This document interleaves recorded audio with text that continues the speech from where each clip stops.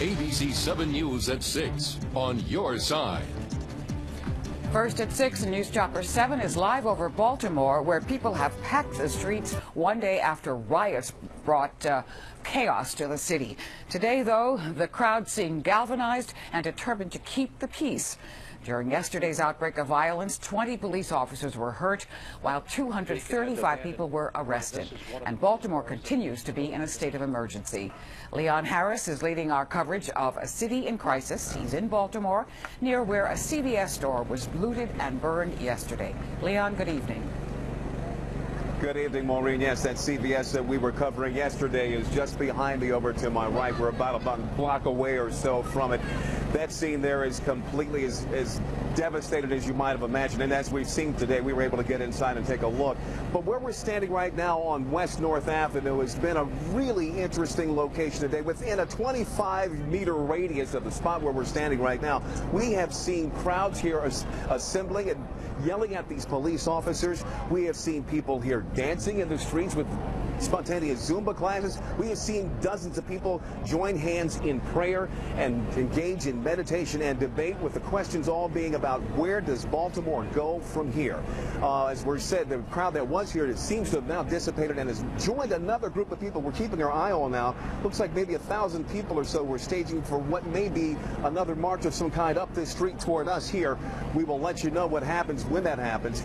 But there's an effort underway all around this city to recover and to clean up and to move on. Our Brad Bell has been in these streets as well. Let's check in with him and see what he's been seeing and hearing from his vantage points. Brad? Well, Leon, I'm about 150 yards and 2 police lines away from you, and I am in a crowd that is peaceful. It's almost a holiday atmosphere, almost a celebratory atmosphere. You can take a look back here. This group right here is playing music. They have been out here for a long time. Every now and then, folks get up and dance. It has been, as we said, peaceful. We could show you some more video of what it's been like all day long. People coming out in peaceful protest, saying there needs to be justice. Things do need to change, and their demands need to be heard. There has been tension. There have been a couple of arrests out here. One of them we caught on camera, a man who got a little bit agitated. Not sure exactly what happened, but police decided to go out and grab him and bring him back into custody. We've seen a cleanup across town. But for the most part, what we have seen is people calling for change in a peaceful way, saying what happened last night was not the right way. Now, just a little while ago, Mayor Stephanie Rawlings Blake had a press conference, and she said she hopes that what we're seeing now becomes the norm.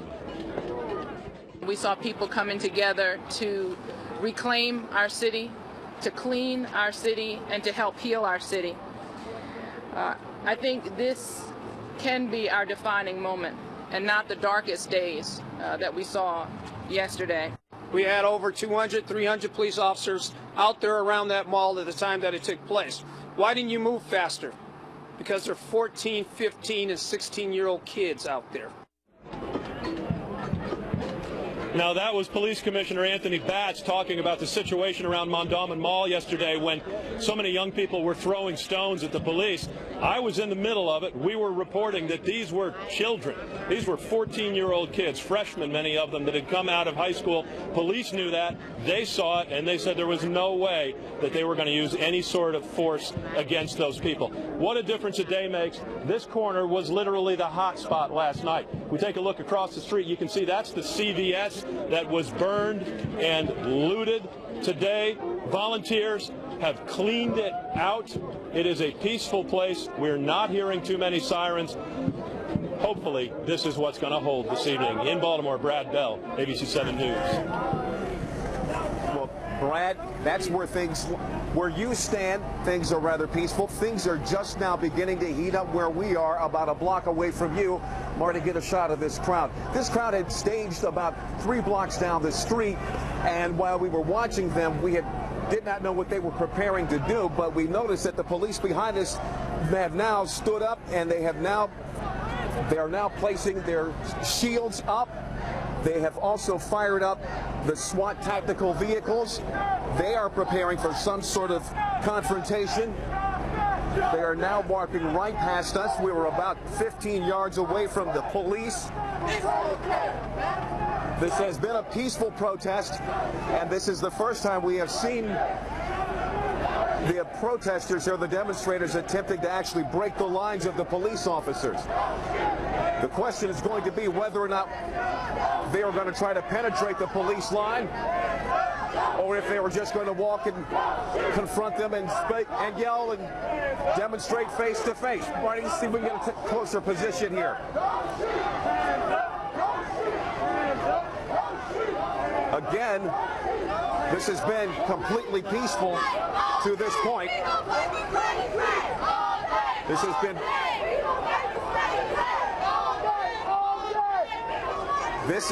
about as active as we have seen this corner in the last maybe hour and a half or so. There may be about 1,000 people here, 500 to 1,000 people here, and there are more coming up the street.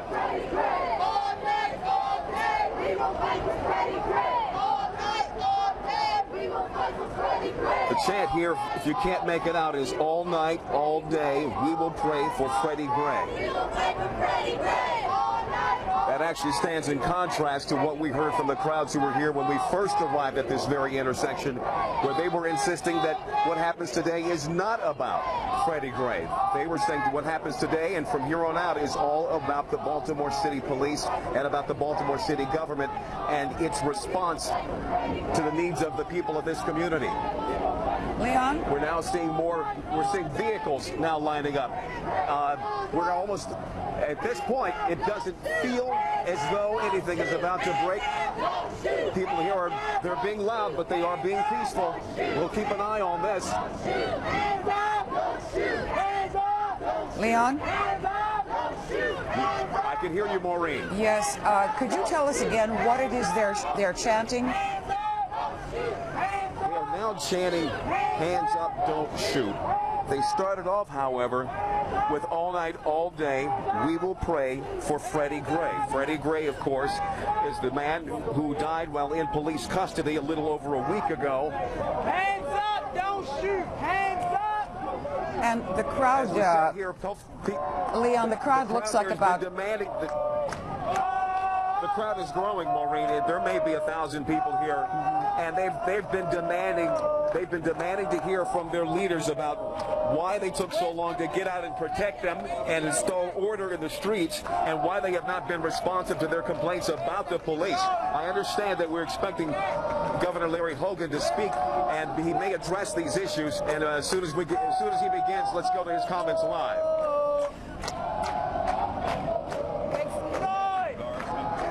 And over 1,000 law enforcement officers on duty.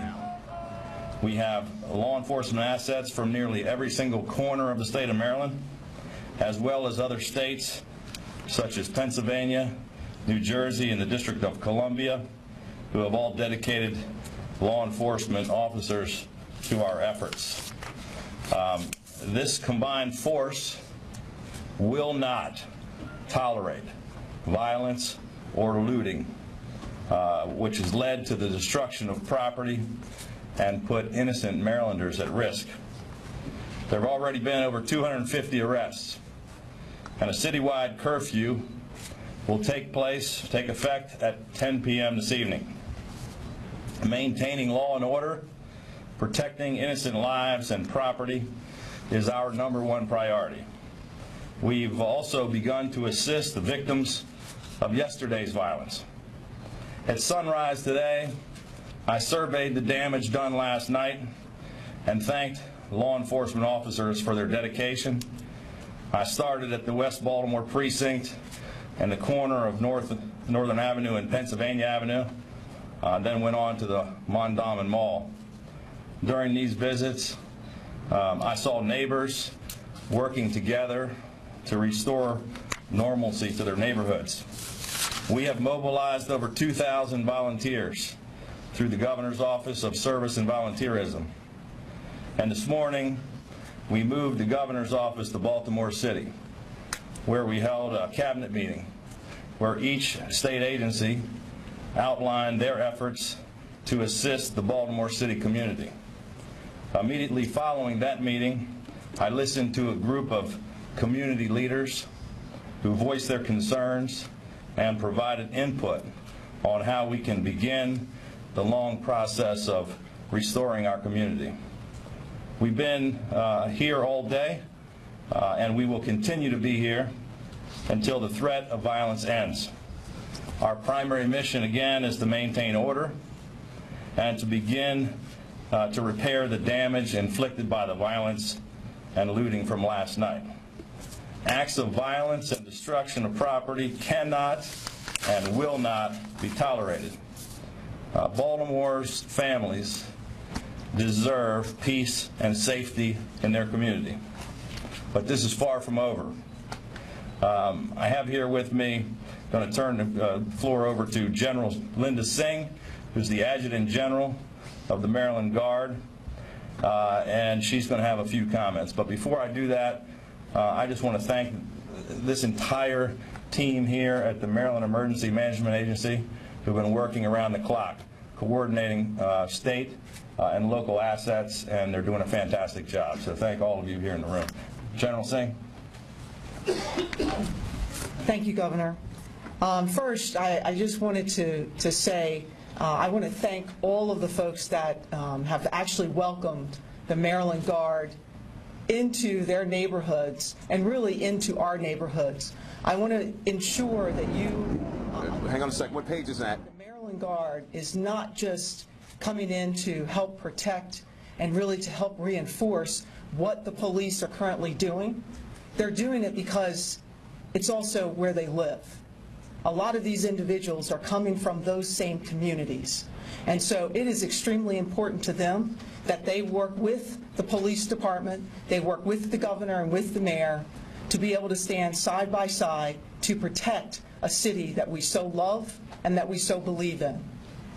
And as a result of that, which I think is just monumental, in the last 24 hours we have actually activated over 1,700. All right, we'll step away from that briefing and we'll bring you more coverage of that later. We want to bring you back to what's happening here on the streets of Baltimore here, where the authorities here are keeping things relatively calm and safe, but they have been quite busy since last night. Firefighters have had to be protected by the police, and they've been using the police protection to respond to dozens of fires that were set last night as well as this morning. Now, I want to show you the difference here between last night. You see that on your left. Today, here's what you see on your right there. The largest destroyed community center and senior housing complex under construction. That 60-unit affordable housing project was set to open up in December. The Bureau of Alcohol, Tobacco, Firearms, and Explosives National Response Team arrived here in Baltimore today, and they're going to be here to help local fire investigators figure out whether there have been any arsons, and they'll make those determinations here. Now, firefighters were backed up by crews from neighboring communities, and when Baltimore firefighters finally returned to their stations this morning, some of them got something of an unwelcome surprise. Rioters had slashed the tires of the firefighters' personal vehicles in the Bolton Hill neighborhood. Ordinarily, we have a great rapport with the neighborhood around here, but just said it just was so out of control that nothing could be done or nothing could be stopped. A number of the fire vehicles were hit by rocks and pieces of concrete. At one station, somebody smashed out the window of a fire truck. But because of the number of calls, that truck is actually still in use, even though it's been damaged. Now, we're getting a sense tonight of the human impact of last night's events. Numbers compiled by the Baltimore Sun found that at least 20 businesses were looted, or burned, or both. Some 144 cars were torched. That's driving the decision for curfew tonight that begins in 4 hours, and that curfew will be a 10 p.m. curfew that will go until 5 a.m. for a full week. Horace Holmes now continues our live team coverage. He's got a look at how communities in this Baltimore area are coping. Horace?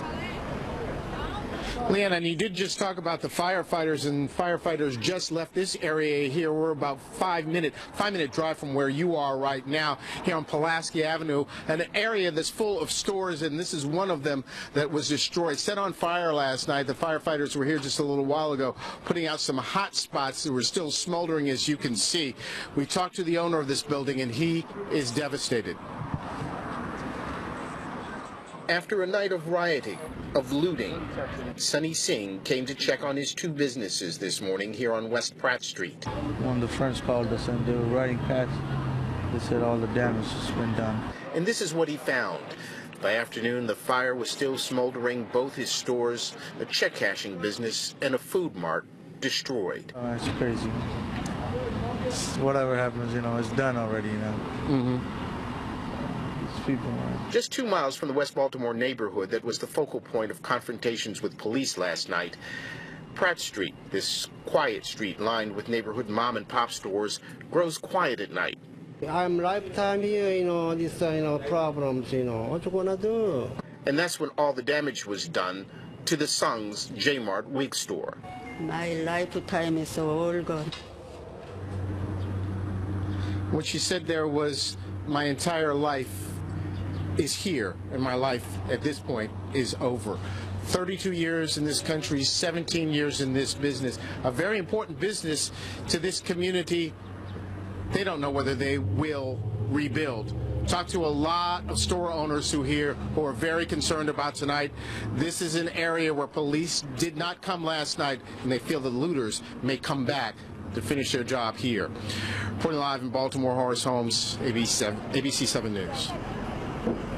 All right, Horace, back live now here to West North Avenue here. You see that Prince George's County Tactical Team there is they're poised at the ready. Things got a little tense here a second ago as 1,000 people marched up this street and began to confront these officers here. But as I said a moment ago, this one little corner that we're standing on has just had the entire gamut of emotion and experience today here in this city. We saw people coming into the damaged stores and buildings to try to clean things up on their own.